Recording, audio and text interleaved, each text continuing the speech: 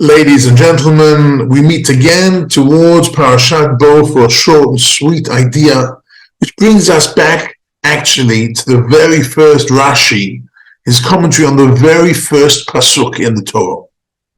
Rashi asks the following question in the very beginning of Bereshit. He says, why does the Torah start with Bereshit and the story of creation? Torah is a book of laws. And therefore it should have started with our parasha, Parashat Bo. Parashat Bo has 20 mitzvot in it. Until now, from the beginning of Bereshit, until now, we've only had 3 mitzvot. And all of a sudden, we're getting to Parashat Bo, and we get a whole list of 20 mitzvot. And since the Torah is a book of law, so we would expect it to start with Parashat Bo. That is the question of Rashi. But what does that really mean? Why are the mitzvot of Parashat Bo so important that they should have started off the Torah? That's my first question. The second question comes from a non-Jewish person who wasn't exactly a Jew lover, but he was astonished and amazed at the Jews. And we're talking about Mark Twain, who wrote in 1899 about the Jews, a paragraph, an essay, which afterwards was misused by the Nazis and was used well by Jews in different centuries. It's just an observation. He's not really he's making a statement here. He's making an observation, not really taking sides, but it's an interesting observation from a non-Jewish American author, Mark Twain. And this is what he writes. The Jew has made a marvelous fight in this world, in all the ages, and has done it with his hands tied behind him. He could be vain of himself and be excused for it. The Egyptian, the Babylonian, and the Persian rose, filled the planet with sound and splendor, then faded to dream stuff and passed away. The Greek and the Roman followed and made a vast noise, and they are gone. Other peoples have sprung up and held their torch high for a time, but it burned out, and they sit in twilight now, or have vanished. The Jew saw them all, beat them all, and is now what he always was, exhibiting no decadence, no infirmities of age, no weakening of his parts, no slowing of his energies, no dulling of his alert and aggressive mind. All things are mortal but the Jew. All other forces pass, but he remains. What is the secret of his immortality? It's a very interesting question. It's a very interesting question. What is the secret of Netzach Israel? What is the secret of the immortality of the Jewish people?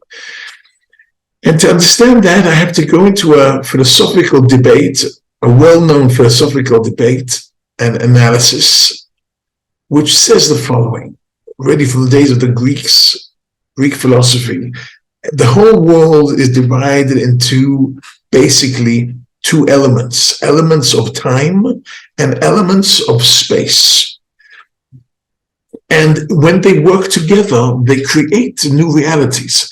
For instance, if I pick up this chair that I'm showing you now, this chair, somebody took pieces of space, a bit of plastic, a bit of wood, pieces in space, invested some time in it with a hammer, with a bit of whatever, with a certain equipment. And because the person invested time in this wood and this plastic, and with a bit of talent, he managed to create this chair. That means every element we have in the world, whether it is a house, a table, a chair, a computer, an automobile, whatever it might be, it's pieces of material that have been frozen in a moment of time, at a certain time in history. Somebody took a piece of glass, a bit of rubber, and a bit of metal, and put it together and created an automobile, a car. As some people took a few bricks, put them together, and created a house. But it happened it was the investment of time with in a certain place, an important space, in certain materials, and therefore everything we have in the world is a frozen moment in time and space. That is the philosophical look at the world. But then the question is, how do we analyze one opposite that? What is more important, time or space? So we usually think that we go to work every day of the week, which means we spend time to get money, and with the money we buy a new house, a new car, a new chair, a new table, and so we spend time to gain space. And that is really what the whole world looks at time and space, saying time is money, and therefore I don't want to waste my time because I'm wasting money, and therefore in the equation between time and money,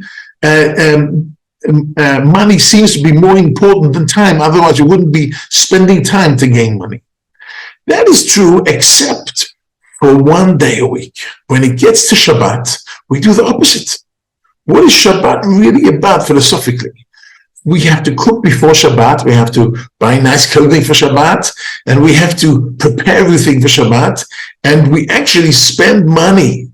We spend material. We spend space to gain quality time.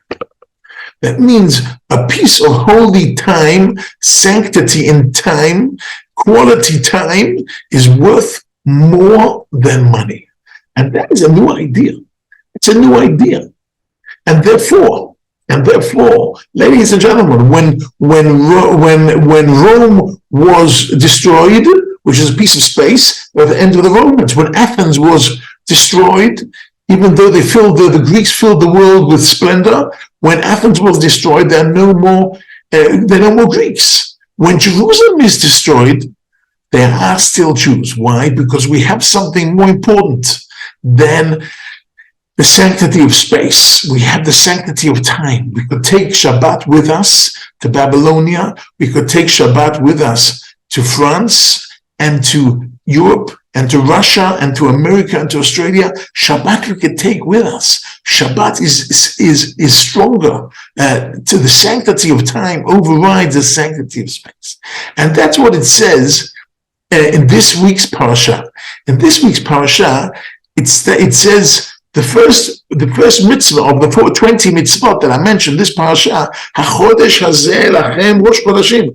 We have to understand we have sanctity in time. And therefore this answers both my questions. Question number one, why did Rashi want to start the whole Torah with this? Because this is the key to our immortality. And therefore, we should have started the Torah with a Chodesh Hazeh Lachem Rosh Chodashim, which is the sanctity of time, which is also the answer to our second question of Mark Twain. What is the secret of Jewish immortality? And the answer is sanctity of time. Our Shabbat, our Chagim, nobody can take away from us.